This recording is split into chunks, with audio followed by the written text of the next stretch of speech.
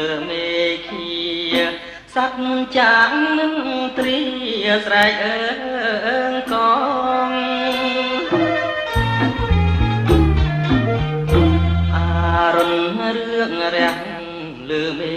ឃាសត្វចាងនឹងត្រៀស្រែកអើងកងពោពេញពោពូលនឹងត្រយងស្រែកយំឆ្លើយឆ្លងក្បែរជលសា